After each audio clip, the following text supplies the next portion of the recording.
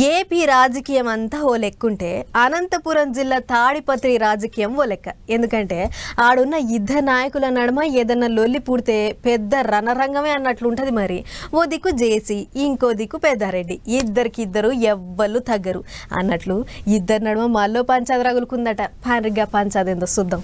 తాడిపత్రి రాజకీయం నిప్పులేస్తే కాలదు, రోట్లేస్తే దంగదన్నట్లే ఉంది కదా. పట్నంలో ఉన్న ఎర్రవంక కాలువను ఎవరో ఆపరాంచి ప్లాట్ చేసిర్రు, కోట్ల అమ్ముకొని పైసలు ఎన్కేసుకురు అని తాడిపత్రి మాత్రం అభివృద్ధి చేయలేదు అని మాజీ ఎమ్మెల్యే పెద్దారెడ్డి సార్ పోయి కలెక్టర్ ఫిర్యాదు చేసినట. ఇక ముచ్చట అడ్డు పోయి మున్సిపల్ పెద్ద జేసీ సార్ చెవులో పడ్డది. ఇక పెద్ద మనిషి చూకుంటాడా, ఎర్రగుంట కాలువను కబ్జా చేసింది అంటున్నావు కదా, ఇక రా ఎక్కడ కబ్జా అయిందో ఎవరు ప్లాట్ చేసిరో చూపియాలి అని కయ్యానికి కాలు వీడు. గాలి మాటలు చెల్లెల మాటలు అనుడు కాదు, మర్యాదకు వచ్చి చూపియాలి. ఒకవేళ ఆయన చూపించి నిజమని తేలితే ఆడ ఏమున్నా నేను వెంటనే వీకేపిస్తా, ఇది నా ఛాలెంజ్ అని తన మనసులో వేసుకొని రోడ్డు మీదకి ఎక్కిండు.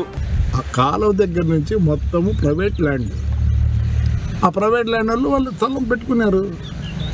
ఆడికి నీకు ఎంత ఇచ్చినారు? 20 మీటర్లు ఇచ్చినారు. కొంతమంది వాళ్ళు చేసుకుంటున్నారు. మరి ఎవరు ఆచరించారంటే నువ్వు రేపు నిరూపించాలా? ఇంటిరా ఉద్దర మాటలు అనుడు కాదు, రూపిడి చేయాలి అని టెంట్ వేసి అలా నాయన విగ్రహాన్ని శుభ్రం చేసి విగ్రహానికి వినతి పత్రం కూడా అందించారు. అంతేకాదు ఆయన వచ్చి కబ్జా అయిన జాగను చూపించేదాకా ఈడికేసి గదిలే ముచ్చటలేదు. లేని మాటలను ఎట్లా పుట్టిస్తాడని పెద్ద లొల్లే చేస్తుండు జేసీ సారు. మొత్తానికి ఎర్రవంక కాలువ చేయంగా తాడిపత్రి రాజకీయం మళ్ళా వేడెక్కింది.